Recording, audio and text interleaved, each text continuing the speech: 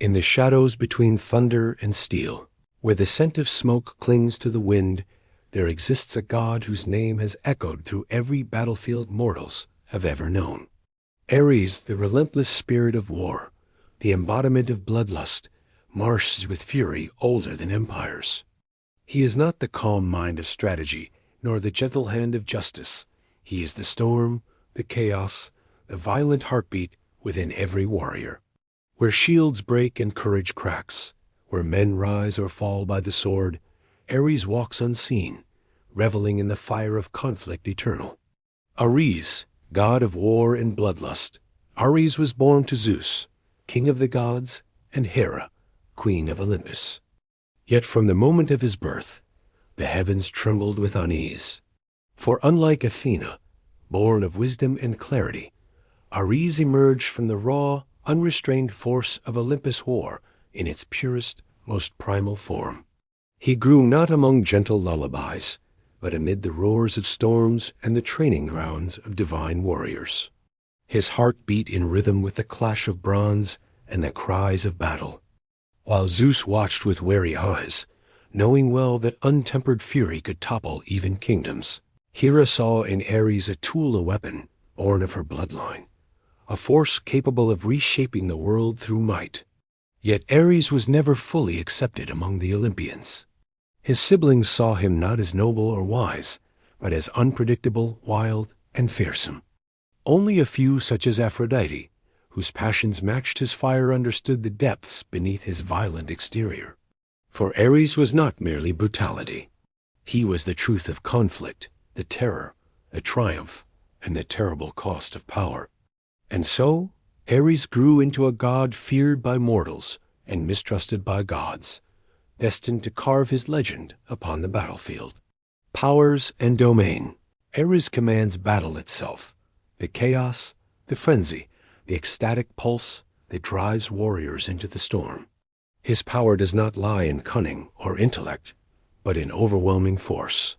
When he descends upon a battlefield, shields splinter, swords blaze with divine rage, and the earth trembles under the weight of unleashed violence.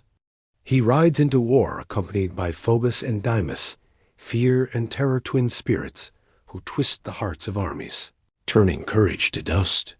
His armor shines red as dawn's first light, his spear dripping with the fury of nations, his presence a wind that reeks of iron and fire. Though Athena commands strategy, Ares commands the raw emotional fire of conflict fury, adrenaline, and instinct. He is the cry of the warrior charging into fate, the final breath of the fallen, the avalanche of chaos when armies collide. Myths and battles among Ares's many battles. One tale stands higher than all. His clash during the Trojan War, a conflict fueled by pride and destined by prophecy.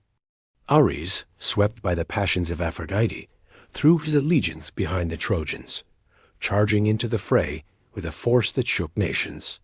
Where Ares went, victory followed, if only for a moment. His arrival turned the tide, scattering Greek warriors like leaves beneath a storm wind. His spear struck with the power of earthquakes, and each blow echoed across the plain of Troy. Blood soaked the earth, and the god reveled in the carnage. But fate is rarely kind to unchecked fury. Athena, his eternal rival, intervened. Through her guidance, a mortal hero Diomedes was granted the strength to stand against the god himself. With Athena steadying his hand, Diomedes hurled a spear that pierced Ares's immortal flesh. The world fell silent as the god of war roared a sound so terrible it froze armies in place. Ares fled to Olympus, wounded, humiliated, raging against Zeus for allowing him to suffer at mortal hands. This myth reveals Ares's greatest truth. Though powerful, he is vulnerable, not to blades alone, but to the order, strategy, and discipline that Athena represents.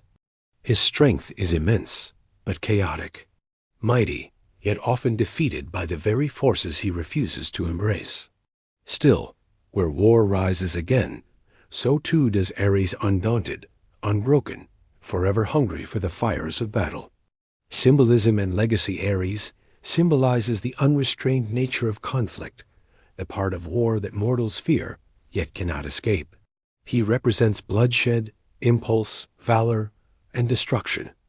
His symbols, the spear, the helmet, and the vulture, capture the grim reality of warfare. Unlike Athena, whose owl symbolizes wisdom, Ares's vulture speaks of what remains after battle: ash, bone, and silence. To the Greeks, Ares was not a god to be prayed to for favor, but one to be appeased, acknowledged, and feared. He was the storm of war itself, reminding mortals of the price of ambition and the fragile nature of peace. Yet in his ferocity lies a deeper truth. Ares embodies the unbreakable spirit of the warrior, the fire that drives mortals to defend their homes, their honor, and their very existence. His legacy survives in every tale of courage under fire, and in every soldier who walks willingly toward danger. Ares, god of war, of bloodlust, of the storm that lives within the human heart. Though feared by gods and mortals alike, his shadow has shaped the fate of nations. For as long as conflict burns within the world, his name will echo across time. In every heartbeat that quickens with courage or fear, in every clash of steel, the spirit of Ares awakens eternal, unyielding, unforgettable.